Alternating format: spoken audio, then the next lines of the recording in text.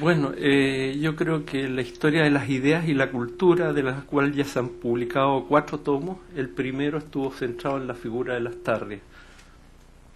Bueno, ahí entonces, con eso basta, me parece, y por lo tanto, por favor, damos paso a tu exposición. Bueno, agradezco la invitación a este foro, en que de alguna manera está como el cuento Viaje a la semilla de Carpentier, o sea, empieza con el siglo XX y sigue con el siglo XIX. El cuento de Carpentier es un cuento al revés, que parte en el presente y va armando hacia el futuro. Me corresponde a mí hablar sobre una figura intelectual del siglo XIX, José Victorino Lastarria. Y yo lo enfoco esto desde el problema de la historia de las ideas. Y yo creo que hay un desafío en la historia de las ideas que yo trato de enfrentar con lo que le voy a compartir con ustedes. Es el desafío de hablar de las ideas, pero también de la persona. Por ejemplo, para mí es un misterio que no ha sido resuelto que Luis Emilio Recabarren, un promotor del optimismo histórico, de la transformación social, se haya suicidado. Y la articulación entre esas dos instancias, persona e ideas, es un misterio. Por ejemplo, sabemos que Bello es el constructor de la nación, pero Bello fue un notable mujeriego y tuvo varios hijos personales y otros legales e ilegales. Entonces, la articulación de la persona y de las ideas me parece un desafío muy importante. Por ejemplo, en el siglo XIX sabemos que Vicuña Maquena, Arteaga Lemparte, los Amunati, eran todos, Barros Aranas, eran todos liberales. Y es muy interesante trabajar en lo que tenían en común en su pensamiento. Pero también es interesante trabajar en lo que tenían de diferencia. Es decir, está aquí el campo de lo que podríamos llamar la microhistoria de las ideas, la vida privada de las ideas, que es articular, hablar de las ideas, pero también de la persona. Pero no como dos instancias aparte, sino cómo están interconectadas. Es la articulación entre la persona biográfica y las ideas. Y yo creo que eso es un desafío en la historia de las ideas. Y eso es un poco lo que yo voy a tratar de hacer con este publicista liberal del siglo XIX, José Victorino Lastarria.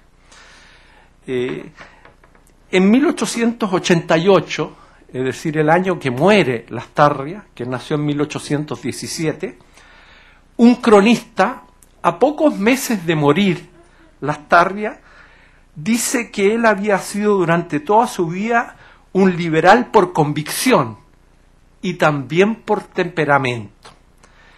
Al decir convicción, apuntaba sin duda a las ideas, a los principios, a la doctrina política de Lastarria.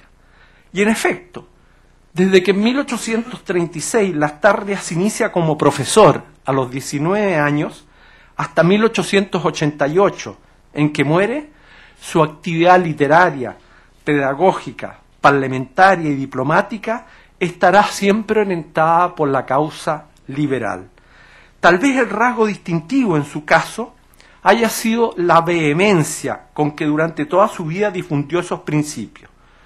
Si hubiera de elegirse, escribía este mismo cronista, una persona que representase al liberalismo del siglo XIX en Chile, no podría ser sino Lastarria. Pero ¿qué quería decir el cronista cuando agregaba que Lastarria era también liberal por temperamento? ¿Qué significaba eso como persona? Pensaba sin duda en su idiosincrasia, en algunos rasgos de personalidad que lo mostraban como liberal, aún en actividades que no eran propiamente políticas, en el aula, en el foro, en la tribuna o en sus cuentos y novelas. Puede percibirse una índole enseñadora, un estilo conscientemente predicador, que busca persuadir con la palabra y que recurre a la elocuencia, al tono declamatorio y a la exuberancia verbal, una naturaleza íntima que podría calificarse de docente. Me di siempre por liberal, decía Lastarria al autodefinirse, pero nunca por pipiolo o por representante de partido alguno. Como instigadora de su acción, su convicción liberal carecía para él de parámetros externos.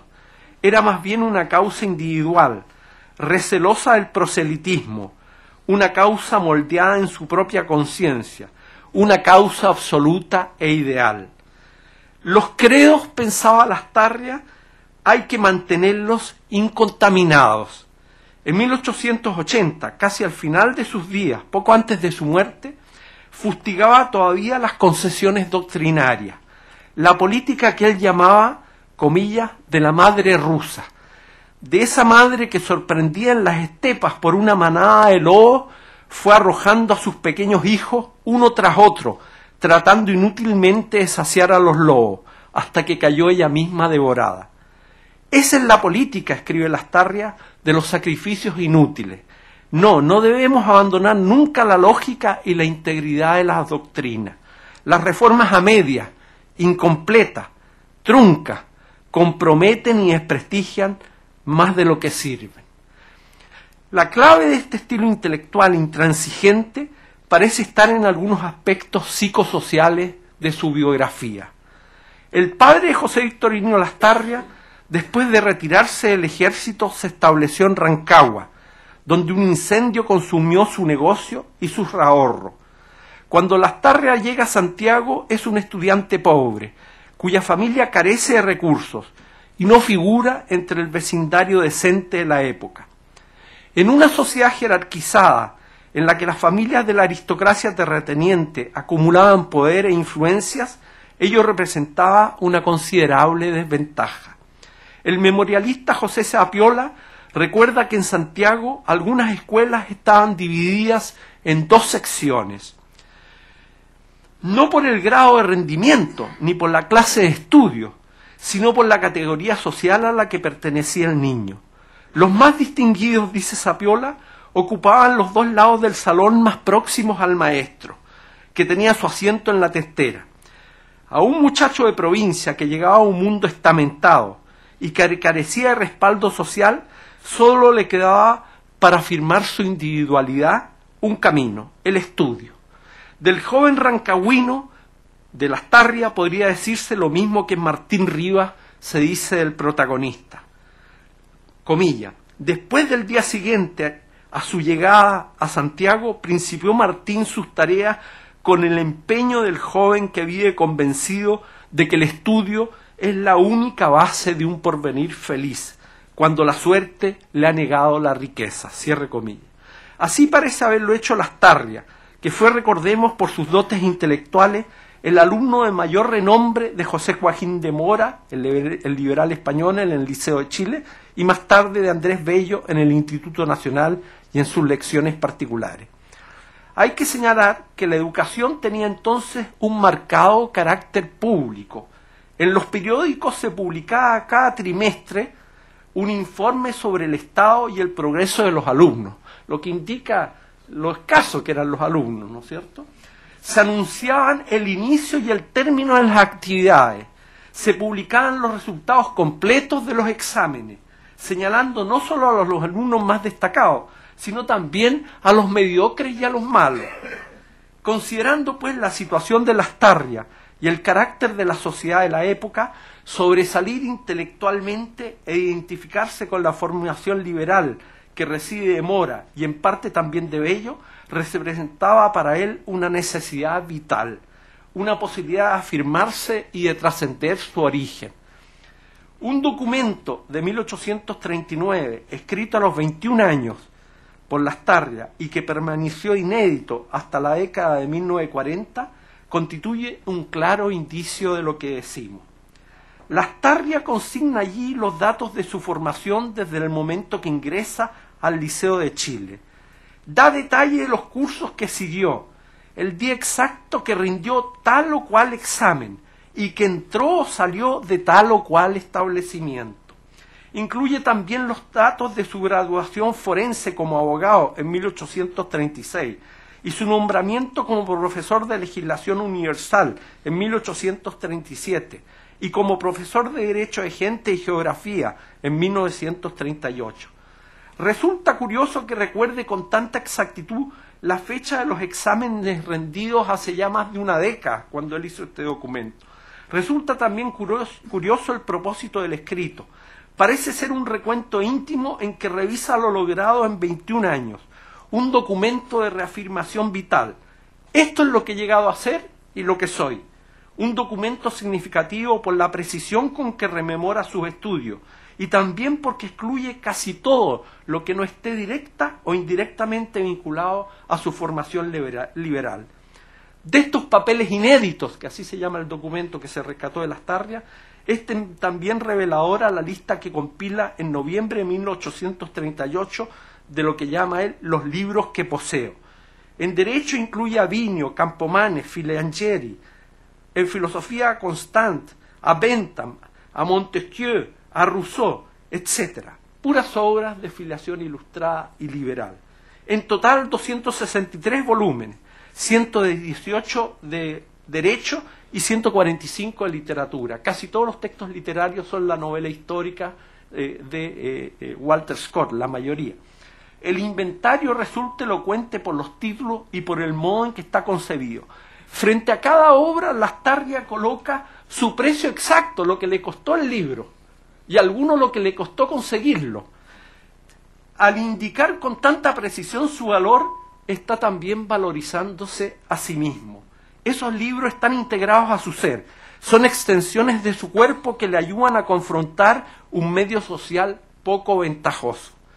Ni en Recuerdos Literarios de 1878, ni ningún otro escrito se refirió Lastarria a sus padres, a su pasado provinciano o a la ciudad de Rancagua, donde transcurrió parte de su infancia. De su familia, el único personaje que rescata es a su abuelo, Miguel de Lastarria, un abuelo ilustrado, partidario de reformas liberales en las Cortes españolas, defensor en Lima de los derechos de los mulatos y perseguido por la Inquisición por sus ideas antiescolásticas. La biografía de Lastarria parece pues empezar con su existencia ideológica. Su nacimiento ocurre cuando toma contacto con las ideas liberales y su padre real en estos escritos inéditos cede el paso a la paternidad ideológica de su abuelo. Esta identificación absoluta con los principios indica que Lastarria encuentra en ellos un refugio y una afirmación como individuo. El epíteto de self-made man que le diera Eugenio María de Hostos a Lastarria solo se entiende, considerando que Lastarria jamás tuvo fortuna personal, en el contexto de esta tenacidad por llevar adelante las ideas liberales y junto a ellas a su propia persona. De allí entonces ese liberalismo a ultranza, que angostaba la realidad al campo de las ideas y que aparece acompañado casi siempre por una actitud intransigente e intelectualmente algo altanera. Este proceso de reafirmación individual que se proyecta en sus discursos y ensayos va dejando atrás, a través de los años, una estela de mofas y burlas y otra de resentimientos e intransigencia. Era hombre de pasiones vivas, tan vivas, dice un comentarista, que nunca las ha podido refrenar. Esto es de 1864. En Recuerdos Literarios, su texto de 1878, Lastarria evoca la juventud de fines de la década del 30 como una juventud selecta y elegante, que figuraba con brillo en la sociedad, dando el tono en los estrados y mirando por encima del hombro a los pocos jóvenes educados que, como él, se daban por liberales. En 1849, momento de acalorada pugna política, el Corsario, diario de los conservadores, llama a Lastarria guacho, roto, pícaro, y lamenta que se le hubiera dado educación.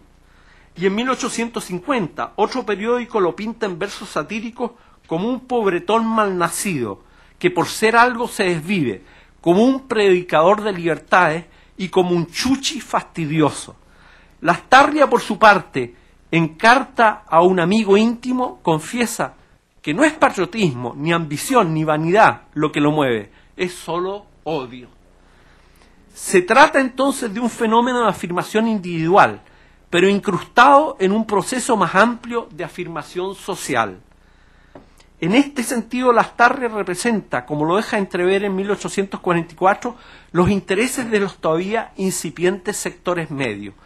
Varias veces manifiesta su rencor frente a la oligarquía y también frente a los sectores medios que buscan identificarse con la oligarquía, a quienes, según afirma, y esto no se ha comprobado históricamente, lapidó para siempre con un neologismo que él dice que él inventó, ciúticos.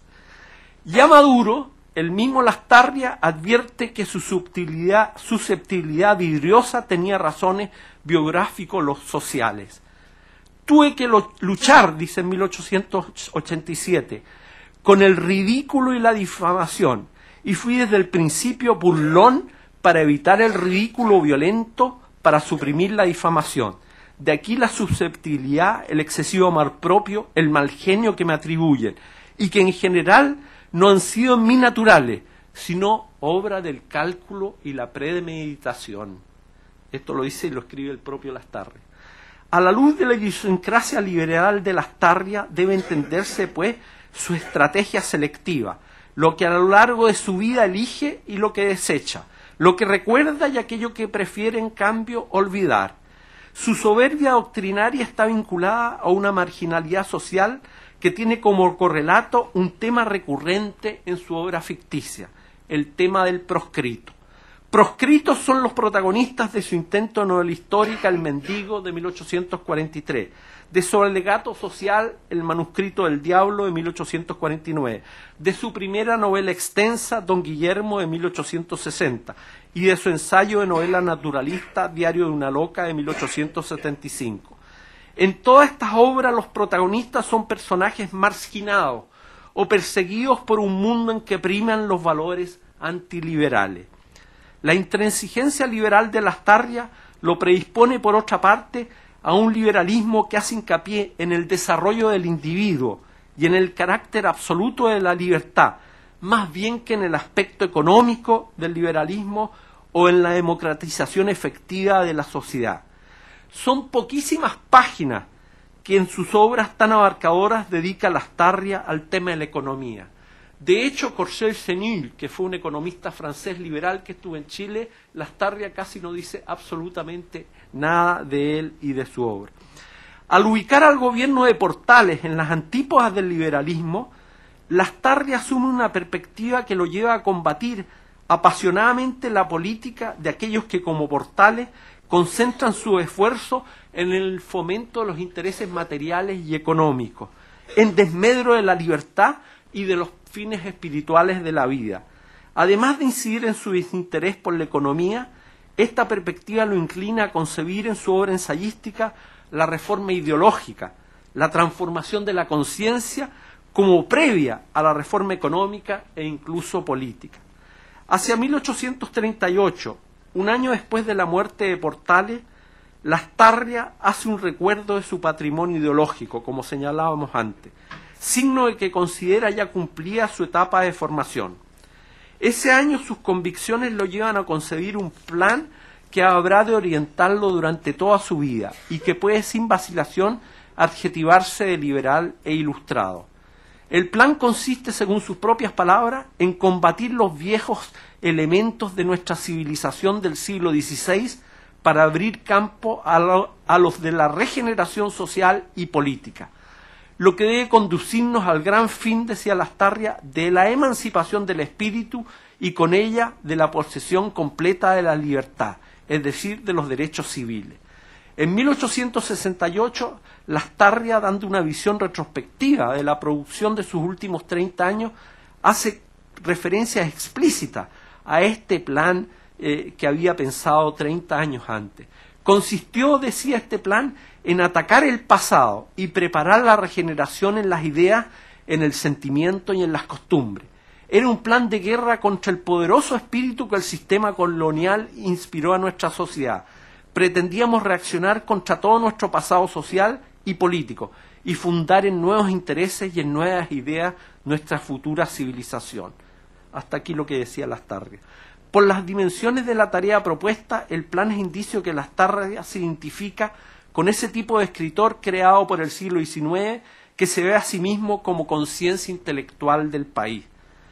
En su carácter bipolar, la idea de regeneración, que es una idea fundamental en el liberalismo de Lastarria, es el eco de una concepción frecuente en los filósofos alemanes del periodo romántico, el Lessing y Herder, concepción según la cual el destino de la humanidad es congruente con el esquema bíblico de la pérdida del paraíso y de su posterior recuperación o regeneración. Se trata de una regresión, pero también de un progreso, de una idea que está entonces teñida de utopismo. En Lastarria se restringe a la idea de que regenerarse equivale a desespañolizarse y a recuperar la naturaleza humana trastornada por la conquista española.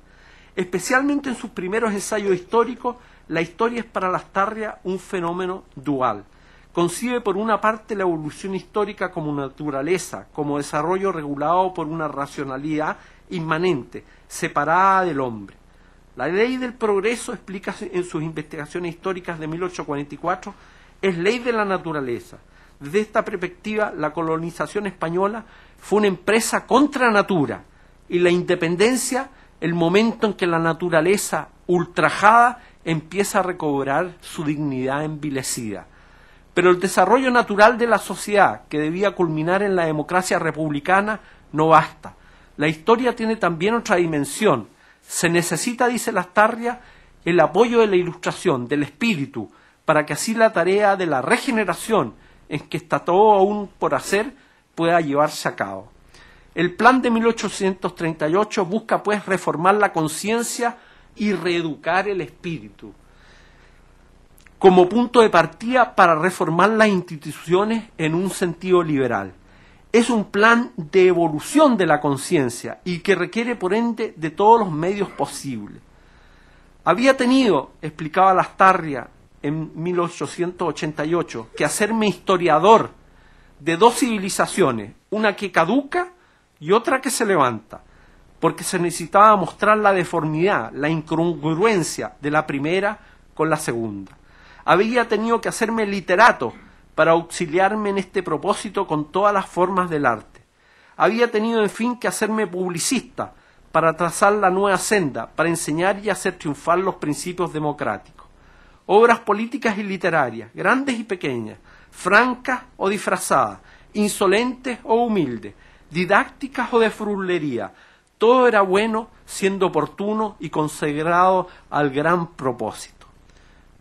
Hasta aquí lo que dice Lastarria. Según Lastarria, aún después de la independencia, la influencia negativa de la colonia seguía operando en las costumbres e instituciones de la sociedad chilena. Por ello, el plan se propone reformar en primer lugar las conciencias, para luego transformar la realidad.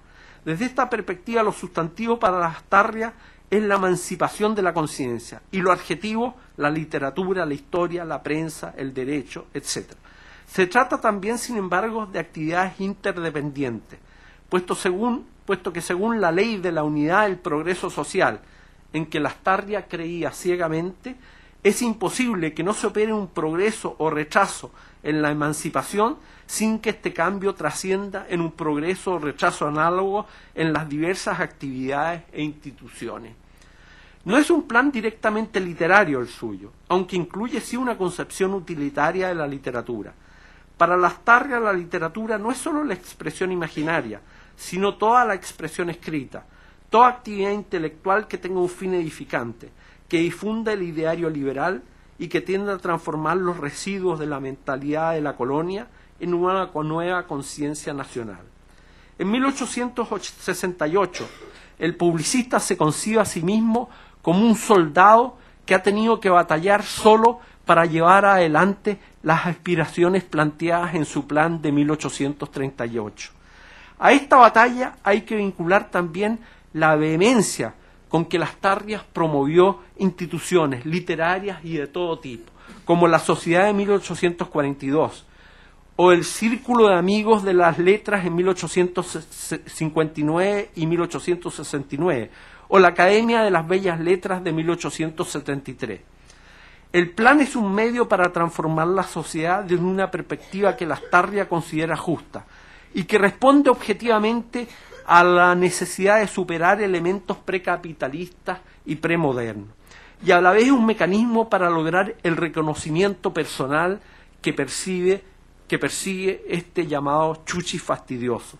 Se trata de un proyecto ilustrado en la medida que es racionalista, que tiene un fin didáctico y que presupone el poder de las ideas y la tendencia natural del hombre a la perfectibilidad, y de un programa liberal porque la emancipación de las conciencias es para Lastarria el primer paso, en un sentido liberal, de la modernización de las instituciones políticas, jurídicas y educacionales.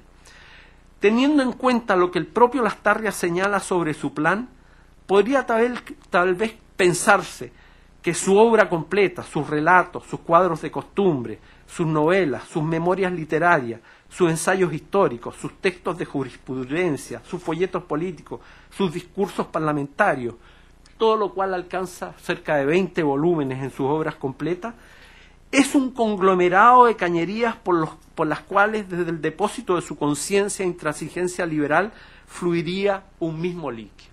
Pero ello no es así.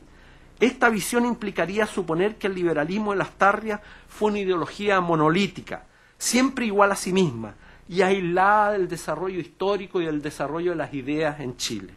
Lo cierto, en cambio, es que experimentó una evolución y que, por lo tanto, los rasgos generales a que nos hemos referido, aunque afloran una y otra vez, fueron también a menudo matizados por circunstancias sociales y políticas diversas o por la influencia de nuevas corrientes de pensamiento. Pueden distinguirse en este sentido en su liberalismo por lo menos 4 etapas. Una primera incluiría el discurso a la sociedad literaria de 1842 y las investigaciones sobre la influencia social de la conquista de 1844 y el manuscrito del Diablo de 1849. Fecha esta última que marca el momento más avanzado en su pensamiento político, un momento en que Lastarria, a diferencia de otros liberales, se manifiesta partidario de unir fuerzas con la sociedad de la igualdad y con un programa que podría calificarse de democrático burgués. Luego de un corto destierro, producto del fracaso del movimiento de 1849, Lastarria fue a dar a Lima, exiliado, se produce una involución en su pensamiento, un intento por desligarse de su pasado jacobino y por enmarcarse en un liberalismo idealista y con toques antipopular que sigue muy de cerca al liberalismo y a la filosofía de Benjamín Constant. Este periodo, que se prolonga hasta mediados de la década de los 60, incluye, entre otras obras, su cuento alegórico Diario de una vinchuca, de 1858, su novela alegórica Don Guillermo, de 1860, y el ensayo Libro de Oro de las Escuelas, de 1862. En esta etapa escribe también varios manuales y tratados de jurisprudencia. El tercer momento de su liberalismo, a partir de 1868, se caracteriza por un liberalismo de corte positivista, en que Lastarria mezcla las tesis de Comte con sus propias ideas, combinando contenidos idealistas y cientificistas, y vistiendo con ropaje positivista a una concepción metafísica de la libertad. De este periodo destacan sus lecciones de política positiva de 1874 y sus novelas cortas Diario de una loca de 1875 y Mercedes de 1875 también. La última etapa abarcaría desde 1876 hasta su muerte en 1888 y constituye curiosamente más bien un momento de desilusión liberal, no de la idea, sino de la práctica política liberal, de los gobiernos liberales y del Partido Liberal. A mí no me cabe duda que Lastarria, si hubiera estado vivo en la guerra civil de Balmaceda, habría sido antibalmacedista. Pero solo se trata de una etapa en que él murió 2 años antes, pero sobre todo se trata de una etapa en que Lastarria siente que no ha logrado el reconocimiento personal por el que venía batallando desde 1838. Una etapa en que el resentimiento y el tono quejumbroso se convierten en sus tópicos más obsesivos. Por otra parte, al sentirse proscrito, el publicista, a modo de respuesta, incrementa su vanidad y redobla el afán porque se reconozca su rol como precursor del desarrollo político y literario del país. La obra más importante de esta etapa es sin duda Recuerdos literarios de 1878, libro que intenta historiar el desarrollo intelectual y liberal de Chile y que está escrito desde la óptica de quien busca poner de relieve el papel que le cupo en ese desarrollo. Mezcla de memoria histórica, de ensayo a la montaña y de alegato legal, es una de sus obras más importantes por los datos que aporta para la historia de las ideas y de la literatura chilena. Libro en que convergen la organización cronológica y la ambición de documentar lo que se dice, con un tono de reflexión moral y con un autor que hace las veces de acusado, de principal testigo y de abogado defensor. Además de recuerdos literarios, habría que mencionar en este periodo final su novela premodernista Salvar las apariencias, publicada en 1884 con el seudónimo de Oriental. La crítica ha destacado a Lastarria como impulsor del romanticismo, como inaugurador del género cuento en Chile, como paradigma de una generación o como el primer novelista moderno del país. No son, sin embargo, estas las características que hacen de él un autor básico en la literatura chilena del siglo XIX. Más bien, como hemos señalado en otras oportunidades, constituyen algunas de ellas afirmaciones discutibles y hasta difíciles de aceptar. Que sea un autor básico en la literatura no quiere decir que la suya sea una obra intrínsecamente fundamental. Sus creaciones, si se las considera desde el punto de vista de su composición, son en algunos casos insuficientes, como El mendigo o Don Guillermo, y sus ideas literarias reinterpretaciones, a veces no bien asimiladas, de ideas y doctrinas europeas, fundamentalmente de Víctor Hugo. A pesar de ello, sus obras e ideas desempeñan un importante papel histórico y estético en la literatura chilena. Cuando afirmamos que es un autor básico, decimos entonces que es un autor más importante para la historia literaria y cultural que para la literatura propiamente tal, para el sistema literario en su conjunto y para su estudio en términos de proceso que para el husmeo filológico-estético de una obra determinada. Su obra ficticia, a pesar de todas sus debilidades, es una desconstrucción permanente del orden católico conservador feudal legado por la colonia. Su empeño constante por vincular la creación literaria a la experiencia social trae consigo a la postre, más que un cambio de la realidad, un conocimiento dialéctico de las normas y obstáculos de la creación literaria. La carga ideológica y la índole docente de su escrito, aunque limitantes en el plano estético, contribuyen a fomentar el espacio histórico-cultural en que se gestan obras como Martín Rivas. Lastarria es, en definitiva, un autor fundamental, porque tanto a través de sus ideas como de sus obras abre y promueve un espacio para la cultura chilena liberal y republicana del siglo XIX, con el aporte que todo ello significó para la construcción de la nación.